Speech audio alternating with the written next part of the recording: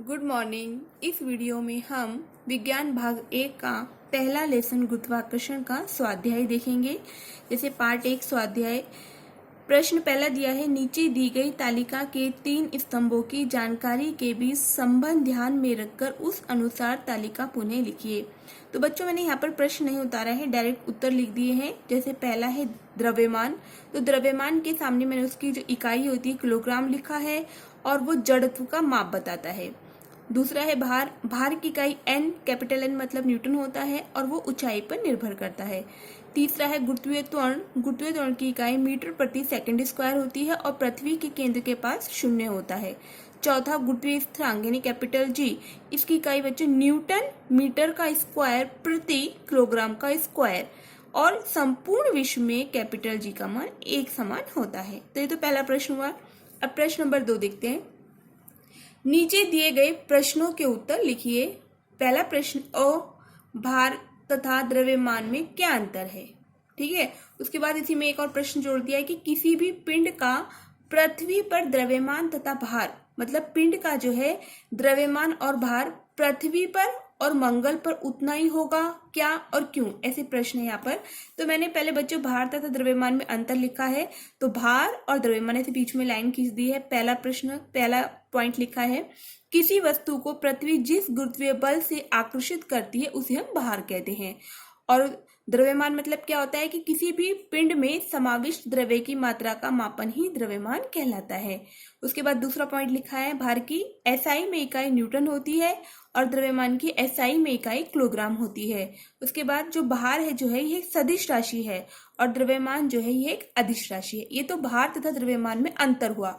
अब हमें बताना है कि पिंड का पृथ्वी पर द्रव्यमान और भार जितना होता है उतना मंगल पर ही भी होता है कि हमें इसका उत्तर देना है।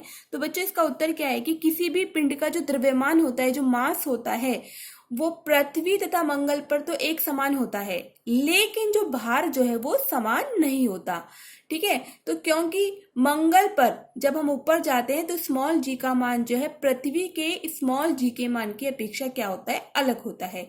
तो ये इस प्रश्न का उत्तर है। उसके बाद नेक्स्ट प्रश्न देखें। प्रश्न 2 का ही आ प्रश्न है, मुक्त पतन, गुरुत्वीय त्वरण, मुक्ति वेग तथा अभिकेंद्री बल का क्या अर्थ है। तो हमें यहाँ पे इनकी परिभाषाएं लिखनी है। तो मैंने यहाँ पे परिभाषा लिखी है, मुक्त पतन, जब कोई पिंड केवल गुरुत्वीय बल के प्रभाव से गतिशील हो तो उस गति को मुक्त पतन कहते हैं। दूसरा है गुरुत्वीय त्वरण, किसी पिंड में पृथ्वी के गुरुत्वीय बल द्वारा उत्पन्न होने वाले त्वरण को गुरुत्वीय त्वरण कहते हैं।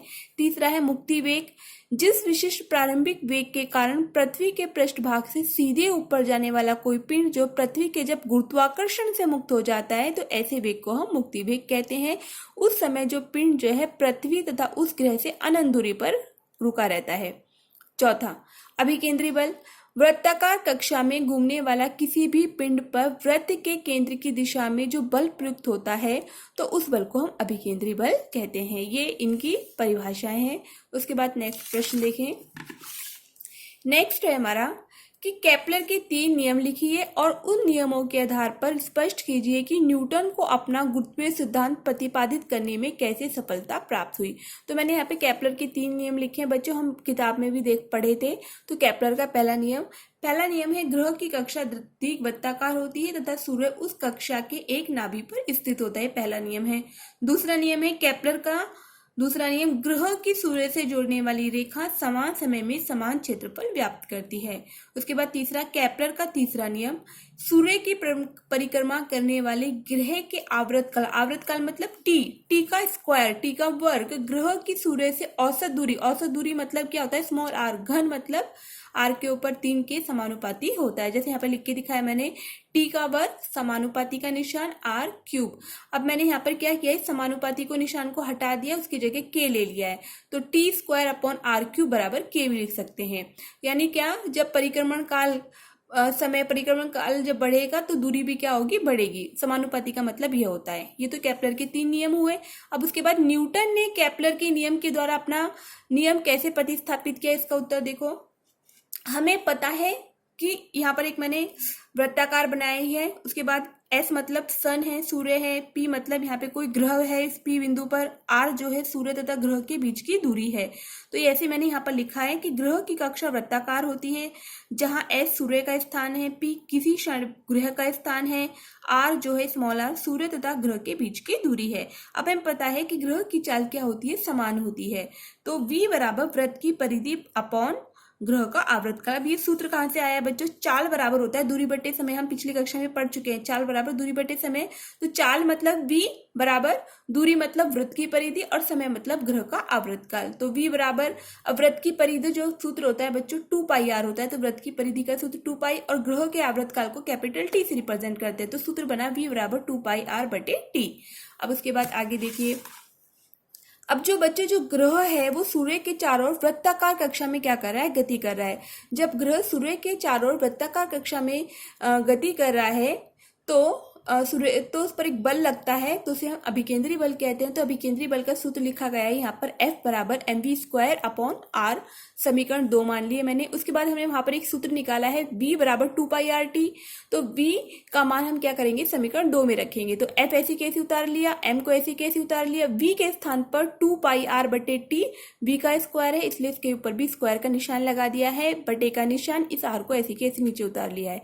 उसके बाद F बराबर, तो उसके बाद 2 का वर्ग कितना होता है 4, पाई का वर्ग मतलब पाई स्क्वायर, एम को यहाँ ऐसी की ऐसी लिख लिया और आर का square R square upon T का स्क्वायर, टी का भी स्क्वायर होगा, आर को ऐसी की ऐसी नीचे लिख दिया। तो एफ बराबर 4π² M R upon T square. अब केपलर का तीसरे नियम में टी स्क्वायर का मान पता होता है के आर क्यूब होता है, तो टी स्क्वायर बराबर के आर क्यूब। अब इस टी स्क्वायर का मान हम समीकरण 3 में रख देंगे। तो एफ को ऐसे कैसे उतार लिया, बराबर का निशान 4π² M R upon T square के नीचे लिखेंगे के आर क्यूब, ठीक है। उसके बाद क्या होगा, यहाँ पर एक आर है, यहाँ पे आर की 3 है, तो एक आर से आर, ऊपर वाला आर हट जाएगा और नीचे आर का स्क्वायर बचेगा, तो यहाँ पर आर का स्क्वायर लिख दिया गया है, तो ऐसे कैसे उतार दिया गया है।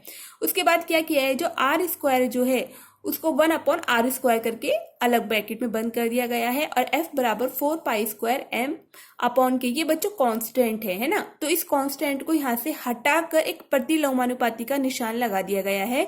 तो एफ प्रतिलोमानुपाती 1 अपॉन आर स्क्वायर, इसका मतलब क्या है, जो है बल जो है दूरी के वर्ग के प्रतिलोमानुपाती होता है।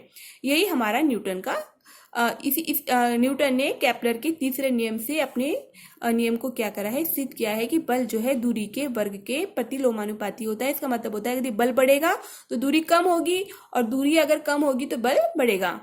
उसके बाद आगे का प्रश्न देखते हैं। आगे का प्रश्न बच्चों बड़ी ई, देखिए, एक पत्थर u वेग से ऊपर फेंके जाने पर h ऊंचाई तक जाता है। एक पत्थर है, उसको u वेग से ऊपर फेंका गया है, तो हमें सिद्ध करना है कि उसे ऊपर जाने में जितना समय लगता है उतना ही समय उसे नीचे आने में लगता है।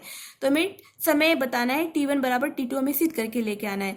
तो यहाँ पे बच्चों मैंने एक आकृति बना रखी है a से b, यानी जब किसी पिंड को हम ऊपर नीचे से ऊपर फेंकते हैं तब उसका समय t1 लिया है। उसके बाद जब पिंड जो ऊपर से नीचे की ओर आता है तब उसका समय मैंने t2 लिया है। लास्ट में मुझे दिखा दूंगी कि t1 बराबर t2, हम दोनों को इक्वल दिखाना है। तो कैसे करना है, गति संबंधी समीकरण से। न्यूटन की पहली गति संबंधी समीकरण होती है v बराबर u प्लस के at, जहां v अंतिम वेग होता है, u प्रारंभिक वेग होता है, a त्वरण होता है और t क्या होता है, समय होता है। तो इस समीकरण से हमने u का मान निकाल लिया है, तो u बराबर आ गया v माइनस के at।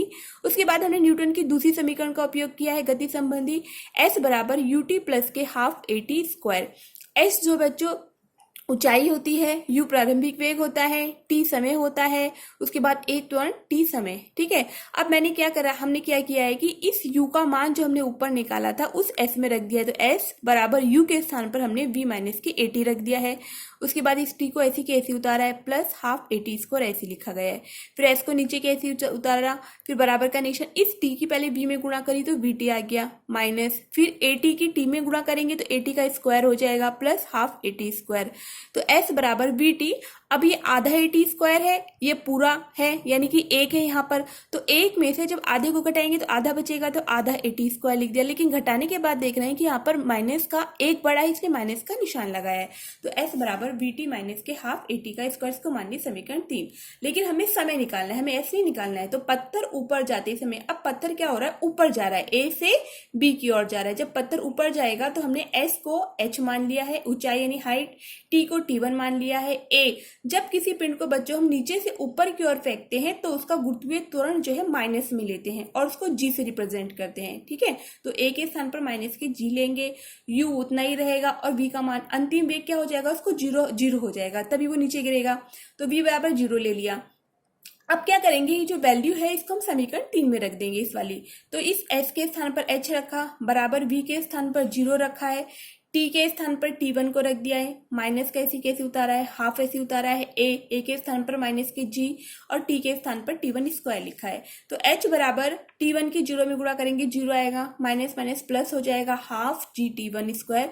तो H बराबर क्या आ गया, हाफ GT1 स्क्वायर। इसको समीकरण 4 मानिए। ये तो हमने निकाला है बच्चों जब पत्थर क्या होता है, नीचे से ऊपर जाता है। अब हम निकालेंगे जब पत्थर क्या हो रहा है, ऊपर से नीचे आ रहा है, तो ऊपर से नीचे आते समय यानी B से A की ओर आ रहा है, तो S बराबर H होगा, T बराबर T2 होगा, इसका जो बच्चों U होगा वो क्या होगा, 0 होगा, A कितना होगा, G होगा। जब बच्चों कोई पिंड ऊपर से नीचे की ओर आता है तब उसका गुरुत्वीय त्वरण प्लस में लेते हैं, ठीक है। वहां पर हमने जब नीचे से ऊपर जा रहा था माइनस में लिया था, हम यहाँ पर प्लस में लेंगे। तो उसके बाद समीकरण 2 मतलब ये इस वाली समीकरण में रखा है हमने इसका मान, यहाँ पर 0 रखा, सॉरी S की जगह H रखा, बराबर U हमने 0 लिया, T को T2 रखा, प्लस हाफ A के स्थान पर G रखा और T के स्थान पर T2 स्क्वायर रखा। उसकी कैलकुलेशन की जब हमने, तो H बराबर कितना आया हमारा, हाफ GT T स्क्वायर आया। अब समीकरण 4 अगर हम समीकरण 4 को देखें तो समीकरण 4 में अगर देखेंगे तो हाफ H बराबर हाफ GT1 स्क्वायर है, और समीकरण 5 में देखेंगे तो हाफ GT2 स्क्वायर है। तो समीकरण 4 और 5 में H और H कैसे हो गए, समान हो गए। तो हमने क्या किया, उसको समान रखा, तो हाफ G से हाफ G क्या हो गया, कट गया। तो उसको करके नहीं दिखाया, लेकिन आप समझ जाना, T1 स्क्वायर बराबर T2 स्क्वायर, तो T1 स्क्वायर बराबर T2 स्क्वायर आया, तो दोनों तरफ हमने वर्गमूल लिया, वर्गमूल लेने पर वर्ग का निशान आ गया, तो T1 बराबर क्या आ गया, T2 आ गया, जो हाँ T1 और T2 क्या है, धन है। उसके बाद हमने सिद्ध कर दिया कि जितना समय उसे नीचे से ऊपर जाने में लगता है उतना ही समय उसे ऊपर से नीचे आने में लगता है। उसके बाद तीसरा बड़ा ऊ देखिए, यदि स्मॉल g का मान अचानक 2 गुना हो जाए तो एक भारी पिंड को जमीन पर से खींच कर ले जाना 2 गुना कठिन क्यों हो जाता है। तो बच्चों हाँ, कठिन हो जाता है। ऐसा क्यों होता है, क्योंकि वस्तु को जमीन पर से जब हम खींच कर लेके जाते हैं तो वस्तु और जमीन के पृष्ठ भाग के बीच जो घर्षण बल लगता है उस बल के कारण विपरीत उसको कार्य करना पड़ता है। और जब घर्षण बल जो है ये पिंड के भार के क्या होता है, समानुपाती होता है। माने घर्षण बल बढ़ेगा तो भार भी क्या होगा, उसका बढ़ेगा। इसलिए स्मॉल g का मान अचानक क्या हो जाता है, 2 गुना हो जाता है, और पिंड तथा जमीन के बीच के घर्षण बल भी क्या हो जाएगा, 2 गुना हो जाएगा। इस कारण उस भारी पिंड को जमीन पर से खींचकर ले जाने में 2 गुना अधिक हमें क्या करना पड़ेगा, 2 गुना कठिन हो जाता है। इसके बाद आगे के प्रश्न हम अगले वीडियो में देखेंगे।